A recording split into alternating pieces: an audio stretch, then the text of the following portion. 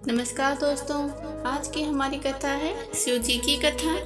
कृपया ध्यान करके कथा सुनना, कथा को पूरी सुनना चाहिए। एक धोबिन बुढ़िया थी। धोबिन के एक बेटा और एक बहू थी। बुढ़िया थी, वो शिव भगत नहीं थी, भगवान का नाम बिल्कुल लेती ही नहीं थी। लेकिन उसकी बहू बहुत शिव भक्त थी। एक दिन शिव जी ब्राह्मण का रूप रख के उस बुढ़िया के घाट पर आए और बुढ़िया से बोले, हे माई, क्या तुम मेरे कपड़े धुल दोगी? मेरे कपड़े मैले हो गए हैं। तो बुढ़िया बोली। इस पर बुढ़िया माई बोली कि मैं कपड़े धुलने के पैसे लेती हूँ, मुझे पेट पालना होता है, मैं मुफ्त में काम नहीं करती हूँ। तो साधु जी जो शंकर जी बने थे वो बोले, बुढ़िया माई, मेरे पास पैसे तो नहीं है, अगर ऐसे धोना हो तो धो दो। तो बुढ़िया माई बोली, नहीं नहीं, मैं बिना पैसे के काम नहीं करती।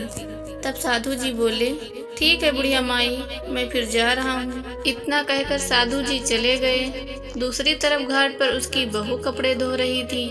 साधु जी बहू से बोले, हे बेटी, क्या तुम मेरे कपड़े धो दोगी?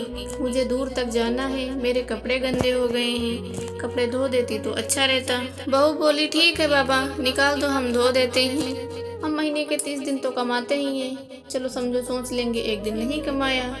बोली, आप पैसे मत दीजिएगा, हम धो देंगे। महादेव ने अपने कपड़े उतारे और उसको दे दिए धुलने के लिए। बहू ने मन लगाकर कपड़े धोए। कपड़े धोकर सुखाकर इस्त्री कर फिर साधु महाराज को दिया। फिर साधु महाराज बोले, बेटी, मेरे पास पैसे तो है नहीं, इसलिए मैंने तुमको कुछ नहीं दिया है। अगर कुछ मांगना चाहती हो फिर भी मांग लो। बहू ने कहा, मुझे कुछ नहीं चाहिए। फिर साधु महाराज ने कहा, नहीं नहीं, अगर तुम्हारी कोई इच्छा हो तो बता दो हमको। तो बहू बोली, ठीक है महाराज, आप हमें इतना आशीर्वाद दे दीजिए कि हमारे बाल बच्चे पति सभी सुखी रहें, और कुछ नहीं चाहिए।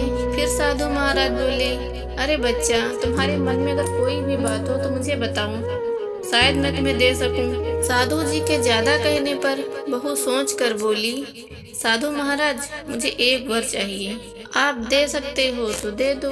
तो महाराज बोले, क्या चाहिए? इस पर बहू बोली, महाराज, लोग कहते हैं जो अच्छा कर्म करते हैं उन्हें यमराज फूलों की सेज पर ले जाते हैं, और जो बुरा कर्म करते हैं तो उन्हें कांटों से खींचते हुए ले जाते हैं। बाबा, जो मरने वाला होता वो तो मर ही जाता है, लेकिन लोग कहते हैं, आप कुछ ऐसा मंत्र मुझे दे दीजिए कि मैं जो आदमी मरते हैं वो कैसे जाते हैं मैं उन्हें देख सकूं। जो इंसान मरा हुआ है वो कैसे ले जाते हैं मुझे उसको देखना है, और कुछ नहीं चाहिए मुझे। तो साधु महाराज बोले, ठीक है, एक मंत्र मैं तुम्हें देता हूँ, जब भी कोई मरेगा तुम्हें दिखेगा वो कैसे जा रहा है, लेकिन एक शर्त है, अगर ये मंत्र तुम किसी को भी बताओगी तुम पत्थर की बन जाओगी। इस पर बहू बोली, ठीक है महाराज, मैं ये मंत्र किसी को नहीं बताऊंगी, आप मुझे मंत्र दीजिए। साधु महाराज ने उसको मंत्र दे दिया और चले गए। फिर कुछ दिन के बाद उसकी सास मर गई।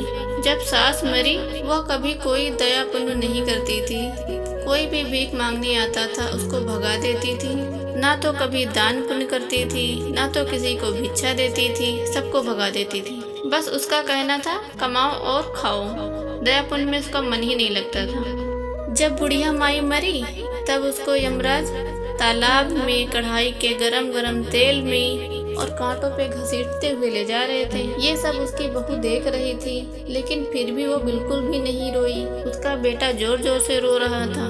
वह सोची, ये बुढ़िया अगर अच्छा कर्म की होती तो आज फूलों की सेज पे जाती, इसने बहुत बुरा किया है।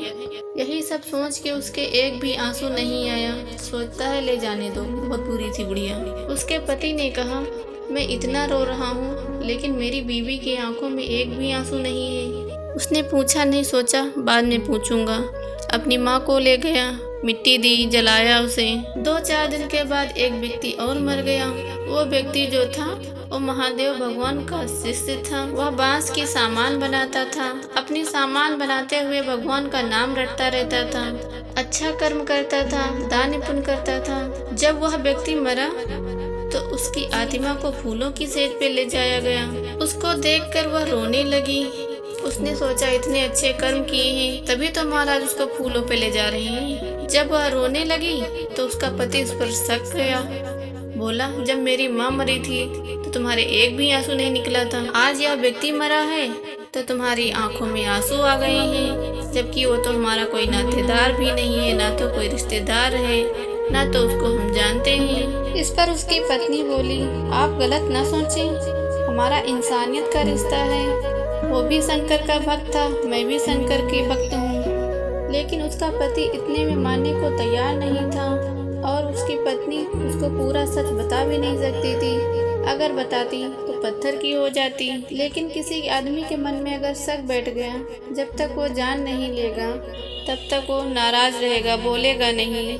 इस पर उसकी पत्नी ने सोचा कि अगर नहीं बताती हूँ तो ये घर से निकाल देंगे, अगर बताती हूँ तो पत्थर की बन जाऊंगी।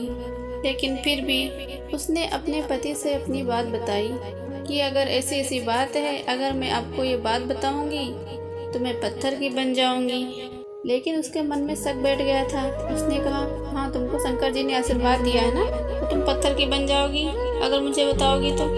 अपने पति के गुस्सा के डर से उसने अपने पति को सारी बात बताई कि एक दिन शंकर भगवान साधु के वेश में घाट पर आए थे। मैंने उनके कपड़े धोए। उन्होंने मुझे कि यह जब मंत्र पढ़ोगी तो देखोगी जब कोई व्यक्ति मरता है, जो आस्तिक होता है वो कैसे जाता है, जो नास्तिक होता है वो कैसे जाता है। और उन्होंने मना किया था, किसी को बताओगी तो पत्थर की हो जाओगी। लेकिन तुमने आज मुझ पर शक किया है, इसलिए मैं आपको बता रही हूँ। जैसे ही उसने अपने पति को सारा सच बताया, वो पत्थर की बन गई। उसको पत्थर को बनता देख उसका पति बहुत घबरा गया और रोने लगा कि हमारी पत्नी बहुत सही थी, मैंने उसे बेवजह शक किया, वो पत्थर की हो गई, अब मैं क्या करूँगा। हे भगवान, मुझे माफ़ कर दो। लेकिन जो गलती हो चुकी थी अब से सुधारा नहीं जा सकता था। इसलिए हे भगवान, सबको सद्बुद्धि दो, सबको सही रास्ता दिखाओ।